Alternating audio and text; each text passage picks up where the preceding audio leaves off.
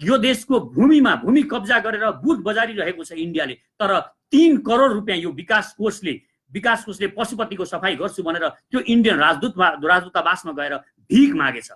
बाबुराम भट्टराईको कुरा गर्नुहोस्, यो देश यत्रो पढो, हामी डाक्टर गरेको मान्छे यो देश बनाउँछ होला भन्थ्यौँ, तर उसको सारा विद्या, यो देशको सारा स्रोतहरू इन्डियालाई बुझाउनको लागि लागिरहेको छ। त्यसकारण बाबुराम भट्टराई जस्ता गद्दारहरू अब मधेस छिरेका छन्। जब माओवादीहरू उनीहरू सत्तामा आएपछि सर्वप्रथम उनीहरूले उठाएको माग पनि यही थियो, यो सेनालाई कसरी हुन्छ घटाउने, 10,000मा ल्याउने। यो भारतीय ग्रान्ड डिजाइन, इन्डियन डिजाइन अनुसार भएको कुरा हो। र अहिले पनि यो किसिमको, यो सदनमा यो किसिमको अहिले कोरोना लागेको छ, संक्रमणको स्थिति छ भनेर यो एउटा विधेयक लान खोज्दैछ। यो नमस्कार, आज फेरि म उपस्थित भएको छु। यहाँहरू सबैलाई मेरो नमस्कार छ। आज म केही खास विषयमा कुरा गर्न चाहन्छु र यो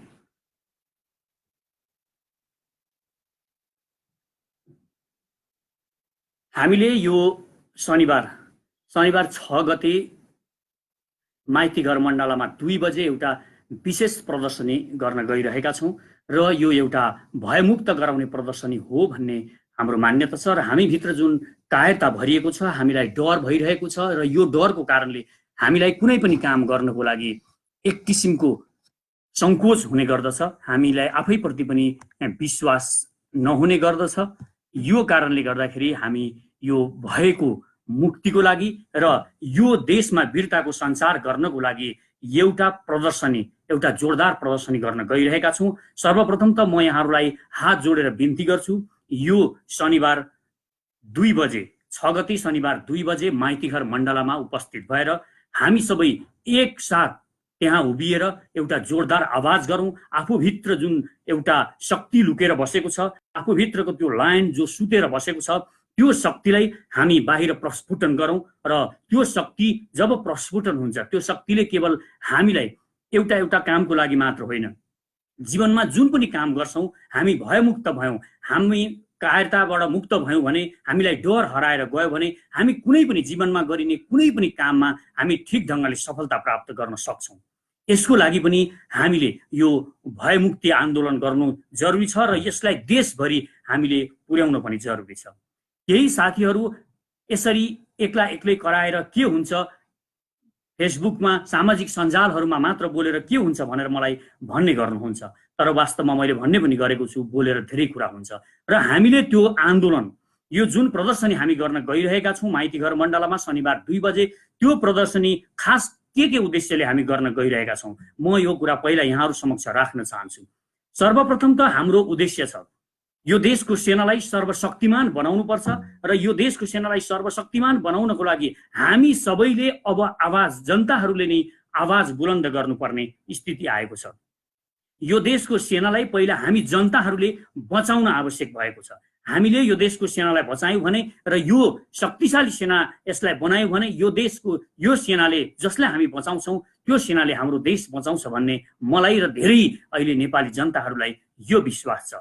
आज यो सेनामाथि भयङ्कर, हाम्रो नेपाली सेनामाथि इतिहासदेखि नै भयङ्कर षड्यन्त्रहरू भइरहेका छन् र अहिले पनि एक किसिमको भयानक षड्यन्त्र यहाँ भइरहेको छ। अहिले एउटा षड्यन्त्र, यो सदनमै एउटा विधेयक लान खोजिँदैछ, यो सेनाको संख्या घटाउनु पर्छ भनेर एउटा विधेयक लाने प्रयास गरिँदैछ र यसमा केही सांसदहरू जस्तो राम कार्की, शशि श्रेष्ठ र रामशरण महत जस्ता मानिसहरू यसमा सक्रिय भएर लागिरहेको हामीले बुझेका छौँ र यो भारतीय डिजाइन अनुसार, इन्डियाको डिजाइन अनुसार यो काम भइरहेको छ। हामीले ध्यान दिनुपर्ने कुरा यो छ र इतिहासमा पनि यस्ता धेरै घटनाहरू घटेका छन् जसले यो देशको सेनालाई बारम्बार कमजोर बनाउनेलाई प्रयत्न गरिएको थियो र यो देशको सेनालाई कमजोर बनाएर यो देशलाई सजिलै यो इन्डियाको पन्जामा पार्ने एउटा जुन ग्रान्ड डिजाइन, जुन रणनीति बनाएको छ इन्डियाले, त्यो अनुसार अहिले पनि उनीहरू चलिरहेको हामीले बुझेको कारणले अब यो देशको सेनालाई सर्वशक्तिमान बनाउनु पर्छ भनेर हामीले आवाज उठाएका हौँ र यो आवाज हामी देशका हर नागरिकहरूमा पुर्याउन पनि चाहन्छौँ। हाम्रो उद्देश्य पनि यो रहेको छ।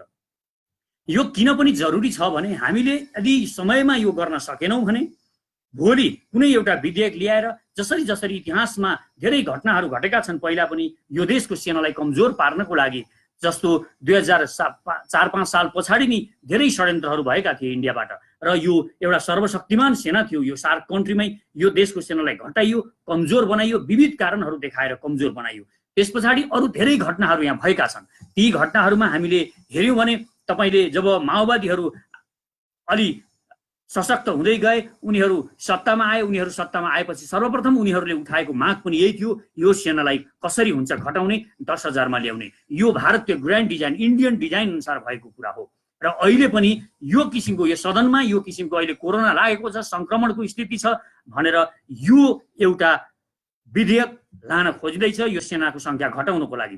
यो सेनाको संख्या घटाउने जुन प्रयास गरिएको छ यो इन्डियाको डिजाइनमा भइरहेको छ, त्यसकारण यो हामीले रोक्न जरुरी छ। यसैको खबरदारी गर्नको लागि र यी लेन्डुपे दलालहरू जो बिकिरहेका छन्, इन्डियाले जसलाई खरिद गरिसकेको छ, तिनीहरू यो देशको विरुद्धमा, यो मातृभूमिको विरुद्धमा र हामी नागरिकहरूको विरुद्धमा र यो देशको सेनाको विरुद्धमा अहिले हामीले तिरेको कर खाएर, हामीले तिरेको करको भत्ता खाएर उनीहरू त्यहाँ प्रयोग भइरहेका छन्। यो बडो गम्भीर अवस्था छ।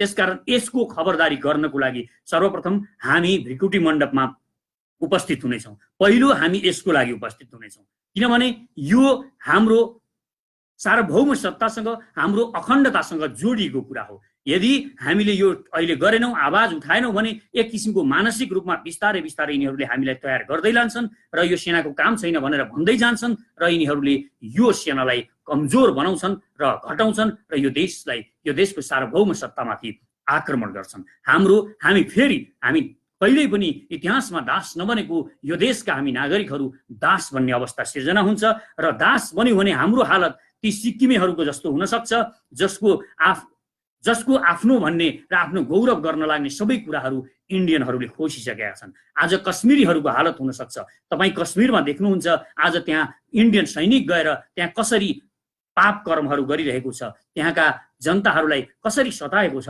र त्यहाँका मुसलमानहरूमाथि जुन आक्रमण गरिरहेको छ, त्यहाँका छोरीचेलीहरूमाथि बलात्कार गरिरहेको छ। यो भयानक घटना अहिले इन्डियन सेनाले कश्मीरमा जुन गरिरहेको छ त्यो भोलि नेपालमा हुन सक्छ।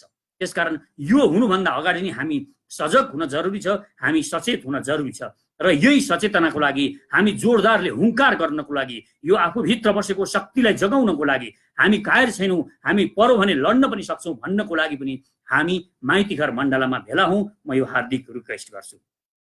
र अर्को एउटा पक्ष छ, एमसीसीको बारेमा पनि धेरै कुराहरू गर्ने गरिन्छ।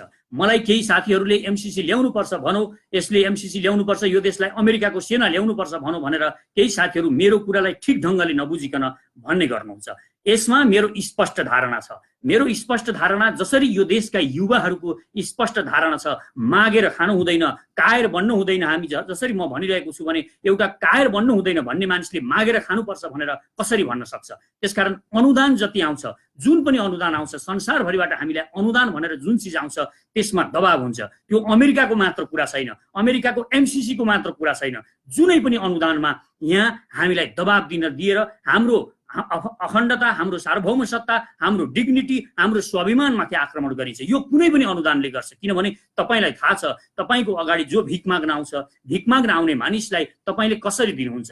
उसलाई सम्मान साथ आफ्नो हैसियतमा राखेर पक्का पनि आजसम्म दिनुभएको छैन होला। यो दिने बानीको विकास गरेको भए, मानवले यो विकास गर्न सकेको भए आज हामी पनि यो एमसीसी पूर्ण रूपमा एउटा स्वच्छ रूपमा स्वीकार गर्न सकिन्थ्यो होला। तर यहाँ युवाहरूले, यो देशका युवाहरू जो आफै गर्नुपर्छ, हामी आफै सक्षम हुनुपर्छ, भिख मागेर खाने होइन भनिरहनु भएको छ। यो एकदमै जायज कुरा छ र म पनि भन्छु, हामी यो देशका मानिसहरू सुनको पिरामा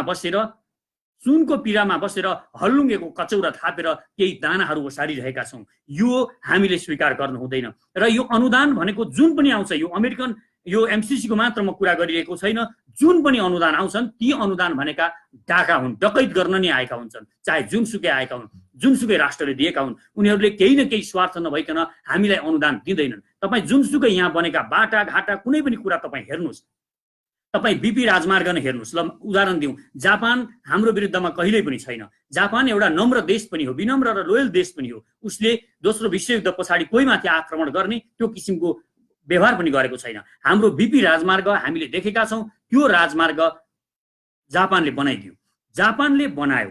तर जापानले बनाउँदाखेरि त्यो मार्गमा बनाउँदाखेरि उसले के फाइदा लियो त? त्योबाट हामीले हेरेका छैनौँ। त्यहाँ उसले सानो बाटो ठिक्कको सानो बाटो बनायो र उसका हायस गाडीहरू बेच्यो, उसका हजारौं हजार हायस गाडीहरू त्यहाँ बिके र त्यो वास्तवमा त्यो बाटो बनाउँदा जति खर्च लागेको थियो त्यो उसले त्यहाँबाट उठायो।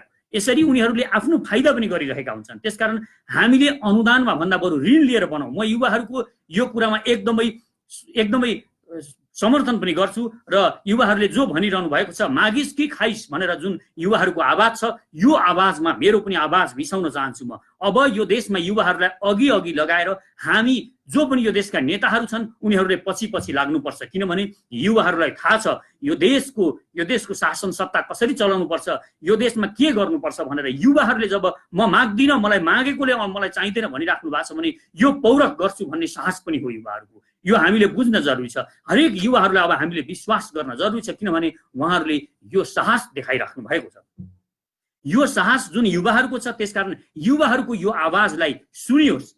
अनुदान लिँदैछ, एमसीसी लिँदैछ भने हाम्रो डिग्निटीमाथि कुनै पनि किसिमको प्रहार नहोस्। यो कुरामा युवाहरूको यो कुरामा ध्यान दियोस् र अब युवाहरूले यसलाई पूर्ण रूपमा खारेजै गर्न चाहनु भएको छ भने हामी यो मात्र खारेज नगरौँ। म देशका युवाहरूलाई अनुरोध गर्न चाहन्छु, यो एउटा अनुदान मात्र खारेज नगरौँ। कुनै पनि अनुदानहरू यो देशमा जुन पनि अनुदान भनेर आउँछन् ती सबैलाई हामी अस्वीकार गरौँ। त्यो अनुदान हामीलाई भिख चाहिँदैन, हामी यो भनौँ। आज हामी तपाईँ देखिराख्नु भएको छ यो पशुपति विकास कोषले यत्रो टसल छ इन्डियासँग, यस्तो छ अवस्था। यो देशको भूमि कब्जा गरेर बुथ बजारिरहेको छ इन्डियाले, तर 3 करोड रुपियाँ यो विकास कोषले पशुपतिको सफाई गर्छु भनेर त्यो इन्डियन राजदूतावासमा गएर भिख मागेछ।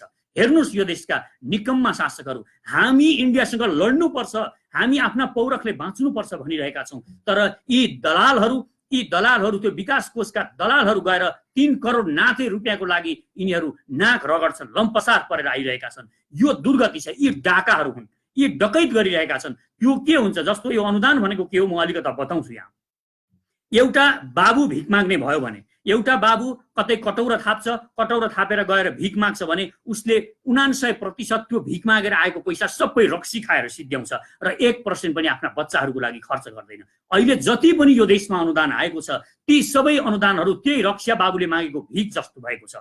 यिनीहरूले त्यो भिख जसरी ल्याएर यो देशको जनताको सेवा, यो देशको विकास गरेका छैनन्, जसरी रक्सी खाने बाबुले आफ्ना बच्चाहरूलाई भिख मागेर ल्याएर राम्रो गरेको छैन, त्यसरी नै यो देशका यी नेताहरूले जति पनि भिख मागेका छन्, अनुदान भनेर ल्याएका छन्, त्यो सबै यिनीहरूले खाएर दलाली गरेर आफ्ना मान्छेहरूलाई पोसेर आफ्ना दलालहरूलाई दिएर ठेक्कापट्टा पनि आफ्नैलाई दिएर सबका सब यिनीहरूले खाएका छन्। त्यसकारण यो अनुदान भन्ने डकैत जुन छ, डाका गर्ने, यो सबै पनि हटाउँ। र अर्को कुरा म युवाहरूलाई आह्वान गर्न चाहन्छु, हामीले अब अर्को एउटा कुरा पनि गर्नु छ। यी जति पनि एनजिओ र आइएनजिओहरू छन् यिनीहरूलाई पनि डाँडा कटाउनुपर्छ, यो देशबाट लखेट्नुपर्छ।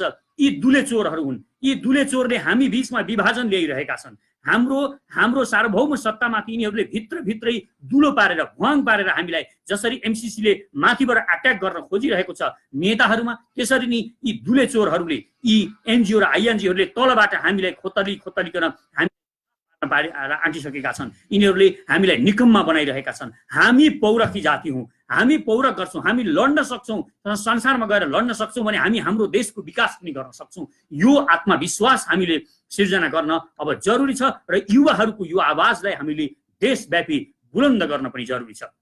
र अर्को कुरा पनि, यो सबै यो आवाज उठाउनको लागि हामी एकपटक यो देशका सारा युवाहरू एकपटक जमघट हुन जरुरी छ। र यो जमघटको लागि यो शनिबार यहाँहरूलाई म अनुरोध पनि गर्छु, जसरी हुन्छ कुनै पनि समस्याहरू, जस्तासुकै समस्याहरू हुन्, तपाईहरू कृपया एकपटक माइतीघर मण्डलामा आउनुहोस्। 2 बजे माइतीघर मण्डलामा एउटा विशाल प्रदर्शन गरौँ। हामी यो दिल्लीतिर फर्किएर हामी गर्ज्यौँ। हाम्रो गर्जनाको ठुलो महत्त्व छ। त्यहाँ गर्जेर दिल्ली फर्किन्छ भनेर केही साथीहरू मलाई भन्ने गर्नुहुन्छ, तर तपाईले त्यहाँ मात्र होइन, तपाईले घरका छतमा गएर गर्जिनुहुन्छ भने पनि त्यसको महत्त्व छ।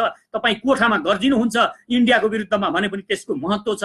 हाम्रो सिमाना मिच्नेका, हाम्रो सीमाको रक्षाको लागि हामी जहाँ गर्जिन्छौँ, जहाँ बोल्छौँ, त्यसको एक हाम्रो गर्जनाको, हाम्रो आवाजको महत्त्व हुन्छ। तपाईले सोच्नुहुन्छ भने पनि महत्त्व छ। बोल्ने मात्र होइन, तपाईले सोच्नुहुन्छ भने पनि यसको भयानक महत्त्व छ। त्यसकारण यसलाई नजरअन्दाज नगरौँ र हामीलाई कम आँकेर, हामीलाई कमजोर बनाउन खोजेर, हामीलाई हतोत्साहित गराउन खोजिरहेको छ। केही मानिसहरू फलानो जस्तो भयो, ठुला कुरा गर्छस्, ठुला कुरा मात्र गरिन्छ भनेर भनिरहेका छन्, मलाई हतोत्साहित गर्न खोजिरहेका छन्। र यिनीहरूलाई म भन्न चाहन्छु यस्ता हतोत्साह हामीलाई गर्नेहरू यी इन्डियाका गोटी हुन्। यिनीहरू उताको विचारधाराबाट चलिरहेका छन्, मलाई थाहा छ। र म एउटा कुरा, जसले बुझिराख्नु भएको छैन यो आत्मविश्वासको महत्त्व कति हुन्छ, जसले बुझिराख्नु भएको छैन, तपाईँ केही साइकोलोजीका ट्रिपहरू तपाईँ सामाजिक सञ्जाल चलाउनुहुन्छ, तपाईँले प्रयोग गरिरहनु भएको छ। तपाईँ सामाजिक सञ्जालमा गएर केही मोटिभेसनल स्पिचहरू सुन्नुहोस्, हेर्नुहोस् ती मोटिभेसनल कुराहरू, र साइकोलोजी के हो, माइन्डले कसरी काम गर्छ, यो थट प्रक्रिया के हो, यसको बारेमा बुझ्नुहोस्। अनि यो बोल्नुको महत्त्व, यो आफूमा यो पावर एकीकृत गर्नुको महत्त्व तपाईँले बुझिहाल्नुहुन्छ। मैले यहाँ भनिरहनु पर्दैन, मैले यो कुरा गरेँ। र अर्को कुरा म फेरि पनि यहाँ जोड्न चाहन्छु, र हामीले अर्को पनि आन्दोलन एउटा उठाउनु पर्ने जरुरी छ। हाम्रा दाजुभाइ दिदीबहिनीहरू यहाँ आफ्ना परिवारसँग बसेर, आफू परिवारसँगै बसेर आफ्नो रुखा सुखा जे जस्तो हुन्छ यही खाएर बसौँ भन्ने चाहना हुँदा हुँदै पनि आफ्नो परिवारको खुसीको लागि, आफ्ना बच्चा बच्चीलाई पढाउनुको लागि विदेशमा गएर बस्नु भएको छ। उहाँहरूलाई कति पनि मन छैन त्यो अर्काको भूमिमा गएर आफ्नो परिवार छोडेर बस्ने, आफ्नो देश छोड्ने, आफ्नो मातृभूमि, आफ्नो माटो छोडेर त्यो दूर दराजमा गएर बस्ने कुनै रहर उहाँहरूलाई छैन। उहाँहरूलाई बाध्यता छ, हामीलाई आइसोलेट गरिएको छ।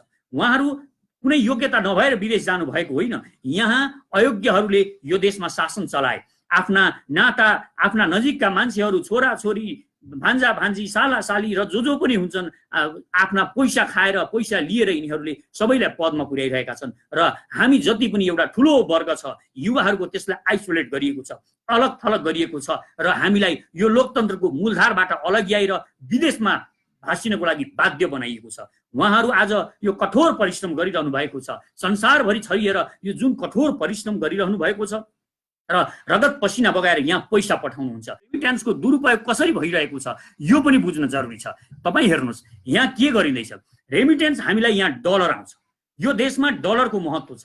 हामीलाई डलर, भोलि यो देशलाई साँच्चै नै इन्डियाले आक्रमण गर्यो र त्यो बेला हतियार किन्नु पर्यो, हामीले वास्तवमै हामीलाई हतियारको जरुरी पर्यो भने डलरको सख्त जरुरी पर्छ। तर अहिले हाम्रा दाजुभाइहरूले उहाँ रगत पसिना बगाएर कमाएको त्यो डलर यहाँका दलालहरूले कसरी खर्च गरिरहेका छन् तपाईँ यो सुन्दा अचम्म लाग्छ। यिनीहरू महँगा महँगा गाडीहरू किन्छन् केवल यो कमिसनको लोभमा। कमिसन जुन त्यो गाडी किन्दाखेरि यिनीहरूलाई ती विभिन्न कम्पनीहरूसँग मिलेर यिनीहरू गाडी किन्छन्, अरू सरसामान जति पनि किन्ने मात्र कुरा गर्छन्, यिनीहरू विदेशबाट ल्याउने मात्र कुरा गर्छन्। यो देशमा उद्योग धन्दाहरू स्थापित गर्ने कुरा यिनीहरू गर्दै गर्दैनन्। यो देशमा किसानलाई बलशाली बनाउने कुरा यिनीहरू कुनै पनि हालतमा गर्दैनन्। यहाँ मल कारखाना खोल्ने कुरा यिनीहरू कहिल्यै गर्दैनन्। यहाँ नहर बनाउने कुरा यिनीहरू कहिल्यै गर्दैनन्। यिनीहरू खालि विदेशबाट गाडी र विविध कुराहरू किन्ने मात्र कुरा गर्छन्। किनभने यिनीहरू त्यो डलर, तपाईले पठाउनु भएको डलर छ, त्यो डलरको यिनीहरू दुरुपयोग गरिरहेका छन्। र अब राष्ट्रिय नीति ल्याउनु पर्छ। कुनै पनि आवश्यकता नभई डलर आफ्नै स्वविवेकले कमाएको डलर छ भने मात्र खर्च गर्ने। रेमिट्यान्सबाट आएको डलर कसैले पनि कुनै पनि फजुलका कुराहरू किनेर खर्च गर्न नपाउने यो नियम पनि हामीले बनाउन जरुरी छ। अहिले हामीसँग राष्ट्र बैंकमा कति डलर होला एकचोटि हामी कल्पना गरौँ। यहाँ अरबौं डलर हुनु पर्थ्यो, खरबौं डलर हुनु पर्थ्यो। यति धेरै पैसा यहाँ आएको छ। तर मलाई लाग्छ यो देशको यो सरकारसँग रिजर्भमा अहिले 10 लाख डलर पनि छैन होला। यति निकममा यिनीहरूले त्यसरी चुसेर सारा बाहिरबाट आएको पैसा समेत सकेका छन्। आफूहरूले डलर आम्दानी गर्नको लागि, पर्यटनको विकास गर्नको लागि यिनीहरूले केही गर्न सकेका छैनन्, गर्दा पनि गर्दैनन् यिनीहरूले। र यिनीहरू सक्न मात्र, जुन रेमिट्यान्सबाट आएको छ त्यो सक्ने मात्र काम गरिरहेका छन्। यो देश लुटेकै छन्। हर मान्छे यो देश लुट्न लागेको छ। जो सत्तामा छन्, जो ठुला पार्टीहरू छन्, सत्ता सञ्चालन गरिरहेका छन्, त्यसकारण यिनीहरू लुटिरहेका छन्। देश लुट्नमा मात्र यिनीहरूको ध्यान छ। यिनीहरू योग्य छैनन् होइन, यिनीहरू योग्य छन्, यिनीहरू बाठा छन्। तपाईँ हामी जो विदेशमा यहाँ बसेर काम गरिरहेका छौँ, हामी भन्दा पनि यिनीहरू धेरै बाठा छन्। तर यिनीहरूले आफ्नो बठ्याइ, आफ्नो यो सबै जति पनि बठ्याइ छ, यिनीहरूले यो देशका जनताहरूलाई लुट्नको लागि, यो देशलाई लुट्नको लागि प्रयोग गरिरहेका छन्। सारा शक्ति यिनीहरूले देश लुट्नको लागि प्रयोग गरिरहेका छन् र यो देशको घातको लागि प्रयोग गरिरहेका छन्। तपाईँ बाबुराम भट्टराई हेर्नुहुन्छ, बाबुराम भट्टराईको कुरा गर्नुहोस्। यो देश यत्रो पढो, हामी डाक्टर गरेको मान्छे यो देश बनाउँछ होला भन्थ्यौँ, तर उसको सारा विद्या, यो देशको सारा स्रोतहरू इन्डियालाई बुझाउनको लागि लागिरहेको छ। त्यसकारण बाबुराम भट्टराई जस्ता गद्दारहरू अब मधेस छिरेका छन्। यिनीहरूले मधेसलाई पनि बिटुल्याउने छन्, यो देशलाई अब अझै खतरनाक मोडमा पुर्याउने छन्। यो देश अहिले नै पनि यो देशको स्थिति नाजुक बनाइसकेका छन् यिनीहरूले। त्यसकारण हामी युवाहरू, अब यो देशका सारा युवाहरूलाई म अनुरोध गर्छु, तपाईहरू जोडिनुहोस्। हामी जोडिन जरुरी भइसकेको छ। अब हामीले ढिलो गर्यौं भने, अब हामी ढिलो भयौं भने म तपाईहरूलाई भन्न चाहन्छु, यो देश 10 वर्षभित्रमा यो दास बनिसक्नेछ यो देश। यिनीहरूले यो डिजाइनमा इन्डियाले काम गरिरहेको छ र यो देशका नेताहरूलाई त्यसरी यिनीहरूले खरिद गरिसकेको छ। यहाँका बौद्धिकहरू तपाईँ हेर्नुहुन्छ, यहाँका बौद्धिकहरू कति राम्रो कुरा गरौँ, गरिबका कुरा गरौँ, भ्रष्टाचारका कुरा गरौँ भनेर तपाईँ भन्नुहुन्छ, तर उसको एउटा उसको पोइन्टमा इन्डियाले आफ्नो थट घुसाइदिएको छ। जति पनि इन्डियामा गएर तालिम लिएर आउने त्यहाँ प्रोफेसरहरू जान्छन् र त्यहाँ विभिन्न प्रवचन दिएर आउँछन्, ती सबैलाई इन्डियाले आफ्नो सूत्र घुसाइसकेको छ। त्यो नेहरू डक्ट्रिन अनुसारले उसले हाम्रा यहाँका बौद्धिकहरूलाई त्यो किसिमको उद्घोष, त्यो विचार यहाँ सम्प्रेषित गरेको छ र यो किसिमका विचारहरू, यिनीहरूका विचारहरू सुन्न राम्रा हुन्छन्, यिनीहरू बौद्धिक पनि छन्, तर यिनीहरूको विचार खरिद गरिएको छ। त्यसकारण खरिद गरिएका विचारहरूप्रति तपाईँ सावधान हुन जरुरी छ। हामीले सावधान भएर हामीले सबै कुराहरूलाई ध्यानले हेरेनौँ भने हामी चाँडोभन्दा चाँडो हामीलाई दास बनाउने लाइनमा लगिएको छ। अहिले एउटा गौरव लाग्दो काम भएको छ, गौरव लाग्दो काम भयो। हाम्रा इतिहासमा सधैँ हाम्रा नेताहरूले खुट्टा कमाइरहे, कहिले पनि इन्डियासँग आँखामा आँखा जुदाएर बात गर्ने र उनीहरूसँग टक्कर गरेर हाम्रो सार्वभौम देश हो भने जसरी हामी गर्ने कुनै पनि प्रधानमन्त्री हामीले यो देशमा पाएका थिएनौँ। एउटा प्रधानमन्त्री केपी ओलीले यति काम गरे, उनलाई बधाई दिउँ, तर अब यिनको काम सकिएको छ। अब यिनले यहाँभन्दा बढी गर्न सक्दैनन्। यिनले अब त्यो जमिन लिम्पियाधुरा, कालापानी र लिपुलेकको त्यो जमिन यिनले फिर्ता ल्याउन सक्दैनन्। म तपाईँलाई विश्वास दिलाउन चाहन्छु, यिनीसँग अब त्यो बुता पनि हैसियत छैन। अब म यिनीहरूलाई अनुरोध गर्छु, यिनीहरूकै पार्टीको कुनै एउटा गतिलो मानिस, कुनै एग्रेसिभ, एकदमै अडान लिन सक्ने एउटा युवा प्रधानमन्त्री छानुन् र त्यो भूमिको लागि यिनीहरूले पाइला चालुन्। यदि यो देशको साँच्चै नै केपी ओली यो देशको भूमि फिर्ता गर्न चाहन्छन् भने इन्डियासँग वार्ता गर्नको लागि हामी शक्तिशाली हुन जरुरी छ। हामी शक्तिशाली भएर हाम्रो सेना शक्तिशाली भयो भने अनि हामीले जब यो प्रक्रियामा अगाडि बढ्छौँ तब इन्डियाले हामीसँग ठिक ढङ्गले वार्ता गर्छ, नभए उसले हामीसँग वार्ता पनि गर्दैन। त्यसकारण हामीले उसलाई वार्ता गर्ने बनाउनको लागि पनि हाम्रो यो देशको सेनालाई पावरफुल बनाउन अत्यन्तै जरुरी छ। यो केपी ओलीले गर्नुहुन्छ भने यो सेनालाई शक्तिशाली बनाउनलाई मन्त्री परिषदबाट अहिले नै केही समयमै निर्णय गरेर यो देशको सेनाको लागि विश्वका अत्याधुनिक वेपन्स किन्ने निर्णय गर्नुहुन्छ र बजेटमा अब पार्न थाल्नुहुन्छ भने यो उनले साँच्चै नै यो जमिन फिर्ता ल्याउँछन् भनेर विश्वास गर्न सकिन्छ, नत्र यो जमिन फिर्ता आउनेवाला छैन। अब हामीले यदि यो जमिन फिर्ता आएन भने हामी त्यही जमिनको लागि अड्किएर बस्ने होइन, त्यो त हामी कुनै पनि बेला फिर्ता ल्याउँछौँ। हामी लडेर हुन्छ, मरेर हुन्छ, हाम्रो जमिन त्यो हाम्रो अब नाक हो, त्यो हाम्रो नाक हामी काट्न दिँदैनौँ, हामी त्यो जमिन फिर्ता ल्याउँछौँ। अब त्योभन्दा बढी यदि इन्डियाले हामीलाई यसरी दबाब सिर्जना गरौँ भने अब त चाइनाले लद्दाखमा आक्रमण सुरु गरिसकेको छ। हामी पनि अब ग्रेटर नेपालको आवाजलाई बुलन्द गर्न जरुरी छ। हामी यो ग्रेटर नेपालको आवाज विश्वभरि थर्काउन जरुरी छ। हामी कायर भरेर बस्ने होइन। म देशका नागरिकहरूलाई अनुरोध गर्छु, तपाईहरू ठुलो कुरा नगर, ठुलो कुरा नगर भनेर आफूभित्र कायरता नभर्नुहोस्, तपाईँ आफूलाई कमजोर नबनाउनुहोस्। तपाईँ पनि वास्तवमा यो रक्त सञ्चार नयाँ किसिमले गर्नुहोस्। जुन थट सोचिराख्नु भएको छ तपाईँ, म गर्न सक्दिनँ, यो मबाट हुन सक्दैन भन्ने सोच्नु भएको छ, तपाईँको सोचको कारणले तपाईँले गर्न नसक्नु भएको। तपाईँ वास्तवमा गर्न सक्नुहुन्छ, यो क्षमता तपाईँसँग छ। तपाईँ जुन पनि काम सोच्नुहुन्छ त्यो कामलाई तपाईँले सोचेर माइन्डमा, तपाईँ जब माइन्डमा सफल हुनुहुन्छ तब तपाईँ गर्न सक्नुहुन्छ।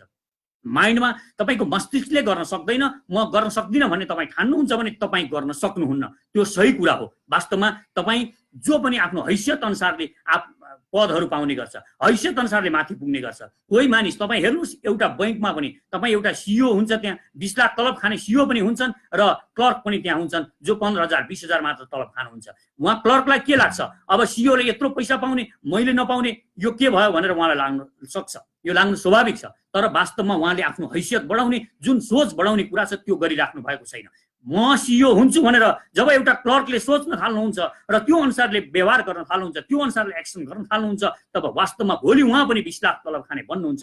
तपाईँ आज गाउँमा खेल्दै हुनुहुन्छ, टोलमा खेल्दै हुनुहुन्छ, तपाईँ पहाडका कन्दराहरूमा खेल्दै हुनुहुन्छ, तर तपाईँ दिमागमा सोच्नुहोस्, माइन्डमा सोच्नुहोस्, म एक दिन ओलम्पिक जित्छु भनेर तपाईँ जित्न सक्नुहुन्छ। यो सोच अनुसारले जब तपाईँ सोच्नुहुन्छ तब तपाईँ त्यो सोचले तपाईँलाई काम पनि गराउन थाल्छ। सोच यत्तिकै आउँदैन। जब तपाईँ सोच्न थाल्नुहुन्छ तपाईँलाई त्यसले गर्नको लागि प्रेरित गर्छ र तपाईँ एक्सन सुरु गर्नुहुन्छ। एक्सन गराउँछ सोचले। सोचको प्रमुख काम यो हो र एक्सन भनेको अभ्यास हो। अभ्यासले मानिस महान बन्ने हो। कोही पनि मानिस, यो संसारको कोही पनि मानिस सफल भएको छ, महान भएको छ भने ऊ जन्मिँदै उसकी आमाको पेट भिआइपी भएर ऊ महान भएको होइन। तपाईँकी आमाको पेट चाहिँ भिआइपी छैन र उसको चाहिँ भिआइपी छ भन्ने नठान्नुहोस्। तपाईँ हामी जो पनि जन्मिएका छौँ सबै एउटै तरिकाले जन्मिएका हुन्छौँ। सबैका आमाका पेटहरूमा सबै आमाका पेटहरू भिआइपी हुन्। त्यसकारण तपाईँले कमजोर आफूलाई नठान्नुहोस्, अभ्यास सुरु गर्नुहोस्। अभ्यास गरौँ भने के हुन्छ? जस्तो तपाईँ साइकल कुदाउनुहुन्छ भने तपाईँ एकचोटि सोच्नुहोस्, तपाईँ सुरुमा साइकल कुदाउँदाखेरि तपाईँलाई के भएको थियो? तपाईँ पाइडलमा खुट्टा टेक्न साथ तपाईँ लड्नु भएको थियो। तपाईँ जब पाइडलमा अलिअलि टेक्न जान्नुभयो, तपाईँ चढ्न सक्नु भएन, पाइडल चलाउन खोज्नुहुन्छ, ह्यान्डल बटारिन्छ, तपाईँ लड्नुभयो र बिस्तारै बिस्तारै तपाईँले साइकल कुदाउन सिक्नुभयो। साइकल कुदाउँदा कुदाउँदै आज तपाईँ स्पिडमा एकदम गतिमान भएर साइकल कुदाउन सक्नुहुन्छ र तपाईँले देख्नु भएको छ तपाईँ स्टन्ट गर्ने, साइकलमा स्टन्ट गर्ने, पहाडका चुचुरा टुप्पा टुप्पामा लगेर साइकल कुदाउने मानिसहरू पनि तपाईँले देख्नु भएको छ। ती मानिसहरू पनि तपाईँ जस्तै एक दिन साइकल पाइडलमा खुट्टा राख्दाखेरि लड्ने गर्थे। तिनीहरूले अभ्यास गरिरहे र अभ्यासले उनीहरूलाई महान बनाएको हो। त्यसकारण मान्छे महान बन्छ, अभ्यासले बन्छ। अभ्यास गर्नुभन्दा अगाडि तपाईँले माइन्डमा म सक्छु भन्ने सोच्नुपर्छ। यो सोच्नुहोस्, तपाईँलाई एउटा अर्को यो किन म भनिरहेको छु, म यत्तिकै म मानिसमा धेरै मानिसहरूले जुन भनिरहेका छन् फोकटमा कुरा गरिरहेको छ, उत्तेजना फैलाइरहेको छ भनेर केही मानिसहरू भन्ने गर्छन्। उनीहरूले मोटिभेसनको शक्ति, यो पावर, यो प्रेरणाको शक्ति बुझेका छैनन्। उनीहरू अज्ञानी छन्। उनीहरूलाई बुझाउन जरुरी छ। र यो जुन शक्ति आज म जुन भनिरहेको छु, तपाईँ सुरु गर्नुहोस्। म सक्छु भनेर कुनै काम गर्नुहोस्। तपाईँ आज लोकसेवामा नाम निकाल्न सक्नु भएको छैन हो, तपाईँलाई लाग्छ यो म सक्दिनँ होला भन्ने, तपाईँ आजदेखि सोच्न सक्छु म भन्ने सोच्न थाल्नुहोस् र तपाईँ अध्ययन सुरु गर्नुहोस्। तपाईँ सक्नुहुन्छ। कुनै पनि मानिसले र जो पनि मानिसहरू हामीले के सोच्ने गर्छौँ, एउटा बाठो, एउटा यो जनजातिको छोरो बहादुर हुन्छ भनेर हामी किन सोच्ने गर्छौँ, हामी किन भन्ने गर्छौँ? वास्तवमा उनीहरू यस्तो सोचेको कारणले यो बहादुरिता कहाँबाट आउँछ? एउटा सेना क्षेत्रीको छोरो, एउटा जनजातिको छोरो, एउटा वीर गोर्खाली छोरोमा यो बहादुरिता कहाँबाट आयो? किनभने हामीले यो सोच्ने गर्छौँ, हामी बहादुर हौँ भन्ने हामी सोच्ने गर्छौँ। त्यो कारणले हामी लड्न सक्छौँ, जहाँ पनि लड्न सक्छौँ। हामीसँग यो क्षमताको विकास हुन्छ। त्यसकारण यो विकास गर्नको लागि, यो आत्मविश्वासको विकास गर्नको लागि पनि म यहाँहरूलाई एकपटक जमघट भएर हामी यो आवाज बुलन्द गरौँ। म सक्छु भन्ने भावलाई देशभर सञ्चार गर्नको लागि, एउटा आवाज, बुलन्द आवाज दिनको लागि हामी माइतीघर मण्डलामा शनिबार 2 बजे म अनुरोध गर्छु। माइतीघर मण्डलामा तपाईँ जुनसुकै काम छ होस् तपाईँको, तपाईँ आफ्नो साथीलाई लिएर आउनुहोस्, साथीलाई, घरको परिवारलाई लिएर आउनुहोस्, माइतीघर मण्डलामा आउनुहोस्। तपाईँ कुनै पनि यो देशको वीरताका गाथाहरू, तपाईँ कुनै पनि कोटेसनहरू, महान कोटेसनहरू लेखेर आउनुहोस्। तपाईँ महान व्यक्तिका, यो देशमा धेरै महान व्यक्तिहरूले महान महान कुराहरू भन्नुभएको छ, ती कोटेसनहरू लेख्नुहोस् र ती कोटेसनका प्ले कार्डहरू बनाएर आउनुहोस्। आफ्नो छोरा छोरी, बच्चा बच्ची सबलाई लिएर माइतीघर मण्डलामा आउनुहोस्। हामी एकचोटि सबै भेला भएर एउटा बुलन्द आत्मविश्वास सञ्चार गरौँ। यो देशमा यो आवश्यक छ। हामीलाई कायर बनाइँदैछ। हामी कायरता स्वीकार गर्नु हुँदैन। हामीले कायरता स्वीकार गर्नु भनेको हामी मर्नु बराबर हो। त्यसकारण यो कायरता स्वीकार नगरौँ। यो देशलाई जोड्नको लागि, अब एउटा रक्त सञ्चार गर्नको लागि, आत्मविश्वास भर्नको लागि हामीले यो देशलाई जोड्न जरुरी छ। यो आत्मविश्वास हामीले गाउँ गाउँमा, टोल टोलमा पुर्याउन जरुरी छ। अब हामी 2000 रुपियाँको लागि इन्डियामा मजदुरी गर्न जाने होइन। हामीले हाम्रा बारीमा कसरी उत्पादन गर्ने हो यो हामीले सिक्नु छ। हामीले राष्ट्रियता अब यसरी पनि जोगाउन सक्छौँ। हामीले आफ्ना छतमा हामीले फलफुल रोपौँ, तरकारी रोपौँ। हामीले तरकारी रोपेर दिनमा 2 साग 3 साग जति खान सकिन्छ आफूले रोपेको तरकारी खाउँ। हामीले राष्ट्रियता जोगाउन सक्छौँ। हाम्रा साना बारीहरूमा एकदम सानो ठाउँ छ भने पनि त्यहाँ हामी घिरौँडाहरू रोपौँ, त्यहाँ सिमी रोपौँ, त्यहाँ बोडी रोपौँ, फर्सी रोपौँ, लौका रोपौँ, त्यहाँ इस्कुस गाडिदिउँ। ती कुनै कला धेरै जान्नु पर्दैन, सिक्नु पनि पर्दैन। यसो गाडिदिनु भयो र अलिअलि पानी हालिदिनु भयो भने ती फल्छन्। ती हामी तरकारी खाउँ र सागहरू यसै खेर नपालौँ। अहिले हाम्रो साग, हामी बाहिरबाट साग आउँदैन, यहीँको साग हुन्छ। त्यो सागलाई कुटकाट पारेर गुन्द्रुक बनाऊ र दिनमा नसके पनि हामी 7 दिनमा 1 साग भए पनि गुन्द्रुकको खाउँ र दाललाई बहिष्कार गरौँ। यदि हामीले दाल 1 साग मात्र खाएनौँ भने पनि हामी यो देशको अरबौं पैसा जोगाउँछौँ। त्यसकारण हामी सबैले अब यो राष्ट्रियताको भावनाले सोचौँ। हामी यो देशलाई बलियो बनाउन चाहन्छौँ भने केवल विदेशबाट सामान किनेर यो देश बलियो हुँदैन। हामीले यो देशमा अब आफैले केही गर्न जरुरी छ।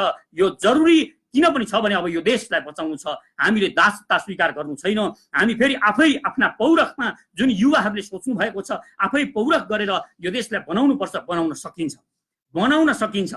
यहाँका नेताहरू कायर भए, यहाँका सबै मानिसहरू कायर भए बनाउन सकिँदैन भने यिनीहरूले भनेर हामीले बनाउन नसक्ने होइन, हामी बनाउन सक्छौँ। विश्वास गर्नुहोस्, हामी भित्र यो अपार सम्भावना छ। हामी सुनको पिरामा बसेर सिलावरको कचौरा लिएर भिख मागिरहेका छौँ। हामी सुनको कचौराको एउटा कथा पनि, म सुनको पिराको कथा पनि तपाईँलाई जोड दिन चाहन्छु। यो महत्त्वपूर्ण कथा छ, यो जोड्न चाहन्छु म। एउटा भिखारी फुटपाथमा बसेर भिख माग्ने गर्थ्यो।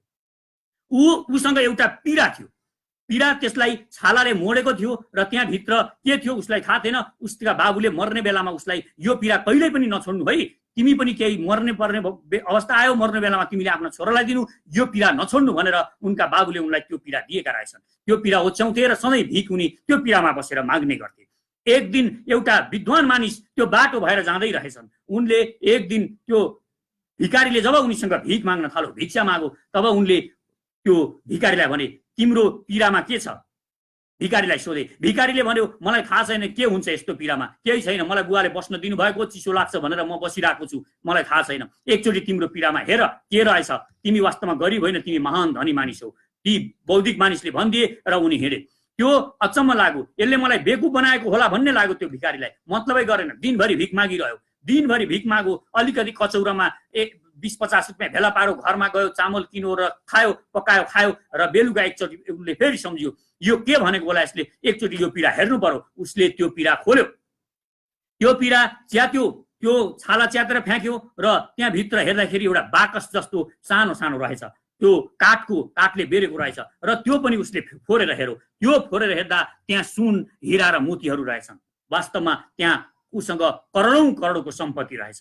हेर्नुहोस्, यही भिखारीको हालत छ हाम्रो पनि। हामी आज एमसीसी अनुदान भन्छौँ, हामी के भन्छौँ, हामी दुनियाँ अनुदान भनेर हामी आफ्नो देशको सार्वभौम सत्ता अर्कालाई बुझाउन खोजेर हामी अर्काको अगाडि झुकेर आज सुनको पिरामा बसेर कचौरा थापिरहेका छौँ, भिख मागिरहेका छौँ। हामी कसैको अनुदान स्वीकार नगरौँ, कुनै पनि अनुदान। यो एमसीसी मात्र होइन, यदि खारेज गर्ने हो भने यो नियमै बनाउन हामी सरकारलाई बाध्य गरौँ र कुनै पनि अनुदान नलिउँ। हामी बरु ऋण लिउँ, हामी बरु ऋण लिएर यहाँ काम गरौँ, आफ्नो स्वविवेकले गरौँ। आफूले भनेका ठाउँमा कुन परियोजनामा ऋण लिने हो त्यसमा मात्र लिउँ, उनीहरूले भनेका परियोजनामा हामी नलिउँ। हामी यहाँ मल कारखाना खोल्नको लागि लिउँ, हामी नहर बनाउनको लागि ऋण लिउँ, यस्ता कामहरूको लागि, यो कृषि उत्पादनको लागि हामी ऋण लिउँ, हाम्रा युवाको पर्यटन विकासको लागि ऋण लिउँ। तर उनीहरूले हामीलाई यसो गर भन्छन्, त्यस्ता कुराहरूमा जे गर भन्छन्, त्यसमा ताली बजाउँदै हामी ऋण लिन नकुदौँ। अनुदान अस्वीकार गरौँ र ऋण लिउँ। त्यो ऋण लिएर हामी ऋण तिर्ने पौरख आफै गरौँ। यो देशमा धेरै गर्न सकिन्छ, यो देशमा सम्भावनाको खानी छ। यो देशलाई विश्वास गर्नुहोस्, यो देश भनेको तपोभूमि हो, ब्रह्माण्डको सबैभन्दा, यो पृथ्वीको सबैभन्दा उत्तम र साधन स्रोत भएको देश छ।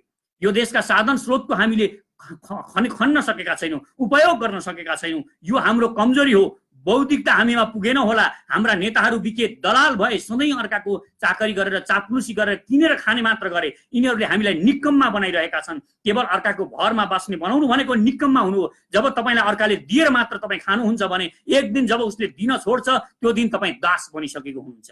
दिनु भनेको उसले दास बनाउनको लागि नै दिने हो। जसले पनि दिन्छ भने दास बनाउनको लागि दिन्छ, कसैसँग पनि नमागौँ। र म रिक्वेस्ट गर्छु, हामीले चाँडै नै यो पशुपति जसले भिख मागेको छ इन्डियासँग 3 करोड 10 करोड रुपियाँ पशुपति कोषमा छ, त्यहाँ त्यो पशुपति विकास कोषमा यति धेरै सम्पत्ति छ, यति धेरै अनुदान दिनुभएको छ, त्यहाँ जनताले यति धेरै दान दिनुहुन्छ, त्यो पैसा खर्च नगरेर सफाई गर्छु भनेर त्यहाँका गद्दारहरूले गएर पैसा लिएर आएका छन्। 3 करोड रुपियाँ 3 करोडको अगाडि लगेर नाक लगेर उनीहरूले त्यसको खुट्टामा, दूतावासमा, त्यो राजदूतावासको त्यो राजदूतको खुट्टामा लगेर नाक जोडेका छन्। यी गद्दारहरूलाई त्यो पैसा फिर्ता गर भन्न हामीले चाँडै त्यहाँ जानुपर्छ। अब यो पशुपति क्षेत्र घेर्नुपर्छ र त्यहाँको कोषको अध्यक्षलाई, सचिव जो छन् तिनीहरूलाई थुतेर बाहिर निकाल्नुपर्छ र त्यो पैसा फिर्ता गर्न लाउनुपर्छ। 3 करोडको लागि अब गोर्खाली छोरोले जात फाल्दैन, अब आफै पौरख गर्ने हो। हामी सबै जाने हो पशुपति सभा गर्न। ती चोट्टाहरूको पैसा हामीलाई किन चाहियो? इन्डिया दलालको पैसा हामीलाई किन चाहियो? हामी हरेक नेपालीहरू जाउँ, हामी सबै जमघट गरौँ र हाम्रो पशुपति सभा गरेर हामी जान्छौँ। हामीले यो गर्न जरुरी छ। त्यसकारण म रिक्वेस्ट गर्छु, अब भिख नमागौँ, हामी भिख स्वीकार नगरौँ। यो भिख स्वीकार गरिन्जेल यो देश बन्नेवाला छैन। यहाँका एनजिओ आइएनजिओहरूलाई पनि कुटी कुटी खेल्न जरुरी छ। यी जो गाउँमा पस्छन् यिनीहरूलाई लखेटौँ, त्यहाँबाट लखेटेर यिनीहरूलाई देश निकाला गरौँ। सरकारले गर्दैन भने हामी गरौँ। त्यसकारण यो सरकार, यहाँका यी जति पनि यी नेकपाका कम्युनिस्टहरू छन्, यहाँका केही मानिसहरू इमानदार छन्, धेरै मानिसहरू इमानदार छन्, तर यहाँ दलालहरूले यसरी क्याप्चर गरेका छन्। आइएनजी को पैसा खाएर यिनीहरू यहाँ बोल्ने गर्छन्। त्यसकारण यहाँका दलालहरू, कांग्रेसका दलालहरू, जो राम्रा मान्छेको हामी कदर गरौँ, नराम्रा दलालहरूको खोजी गरौँ, र जो पनि यिनीहरू यो देशलाई सर्वनाश गर्नको लागि उद्यत भएर लागिरहेका छन्, विदेशी आइएनजीहरूलाई यहाँ ल्याएर हामीमा भाँड भैलो मचाइरहेका छन्, हामीलाई जातिगत विभेद ल्याइरहेका छन्, कहिले कसैलाई दलित भएर उठाएका छन्, बाहुन भनेर उठाएका छन्, एक अर्कामा मधेसी भनेर हामीलाई जनजाति भनेर एक अर्कामा झगडा लाउने यिनीहरूले हामीलाई पुरा तारतम्य मिलाएका छन्। त्यसकारण यिनीहरूको जन्जालमा हामी नफसौँ, यिनीहरूलाई यो देशबाट निकाला गरौँ। जो पनि यो देशको बाहिरबाट आएको आइएनजी को पैसा खान्छ त्यो दलाल हो भनेर हामी निर्णय गरौँ र त्यसको नाम लिस्ट लेख्न थालौँ र टोल टोलबाट यिनीहरूलाई खेद्न जरुरी छ। र म रिक्वेस्ट गर्छु, म अनुरोध गर्छु, यो आवाजलाई तपाईँ आफ्नो आवाज बनाउनुस्। यो मेरो आवाज केवल मेरो आवाज होइन, यो तपाईको पनि आवाज हुनुपर्छ।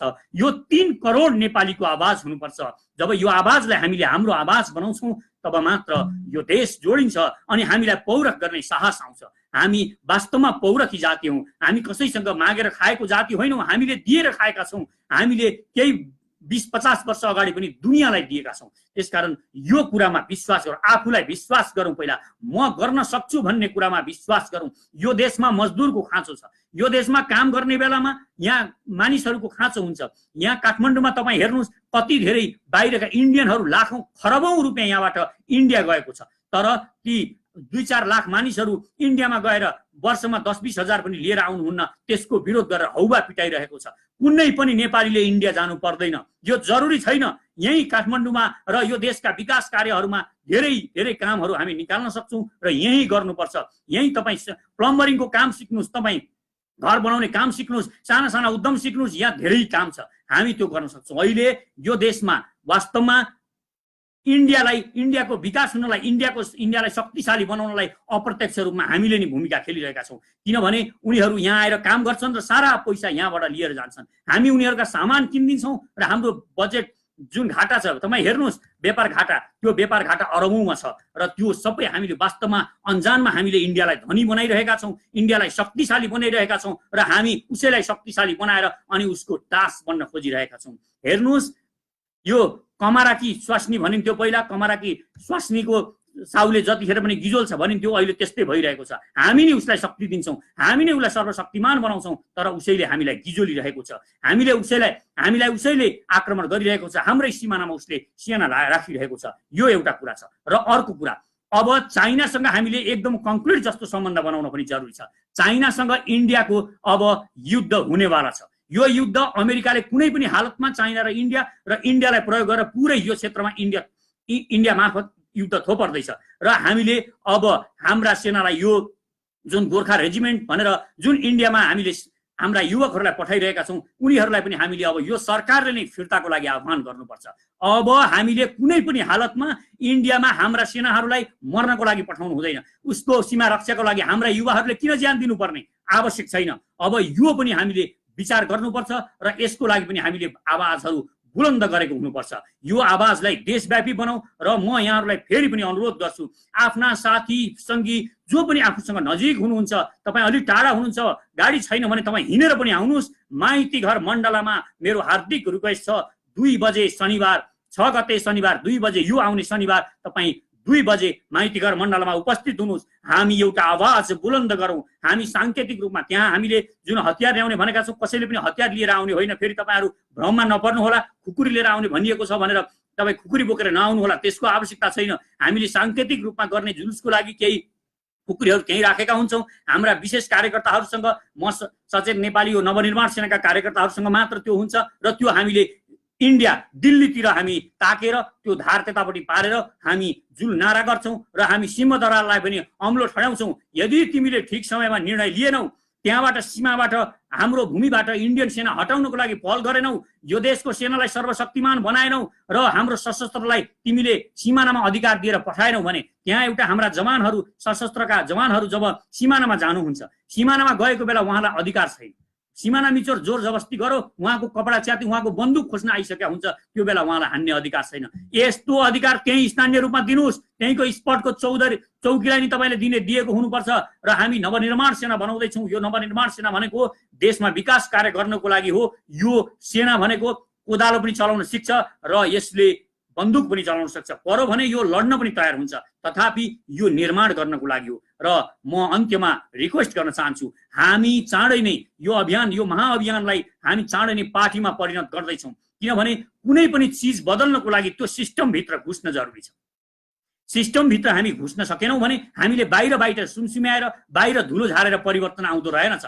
हामीले बाहिर कराएर मात्र परिवर्तन आउँदैन। किनभने परिवर्तनको लागि हामी भित्रै घुस्न, सिस्टममा घुस्न जरुरी छ। हामी सिस्टममा घुस्न चाहन्छौँ। अब यो युवाहरूलाई, यो देशका युवाहरूलाई हामी सिधै सिस्टममा लिएर जान चाहन्छौँ। र युवाहरूलाई मेरो रिक्वेस्ट छ, अनुरोध छ, तपाईँ जुनसुकै पार्टीमा हुनुहोस्, चाहे काङ्ग्रेसमा हुनुहोस्, चाहे कम्युनिस्टमा हुनुहोस्, चाहे राप्रपामा हुनुहोस्, तपाईँ यो देशलाई माया गर्नुहुन्छ, यो देशलाई सर्वशक्तिमान बनाउन चाहनुहुन्छ भने तपाईँ आउनुहोस्, माइतीघर मण्डलमा पनि आउनुहोस् यो शनिबार 2 बजे र हामीसँग जोडिनुहोस्। तपाईँहरू हामीसँग जोडिनुहोस् र नेतृत्व तपाईँहरू लिनुहोस्। अहिले हामीसँग कोही पनि नेता छैन, हामी कोही नेता छैनौँ र अहिले हामीले नेता बनाइरहेका छौँ, नेता खोजिरहेका छौँ। यो बेलामा नेतृत्व लिनको लागि तपाईँ आउनुहोस् र हामी मिलेर एउटा सामूहिक नेतृत्वमा यो देशलाई हामीले उठाउनुपर्छ। हामी सबै एकजुट भएर, र विशेषतः म महिलाहरूमा अनुरोध गर्न चाहन्छु, मेरो दिदीबहिनीहरू, तपाईँहरू कृपया जोडिनुहोस्, आउनुहोस्। हामीमा अहिले महिला नेतृत्वको एकदमै कम महसुस गरिरहेका छौँ, एकदमै कम हुनुहुन्छ।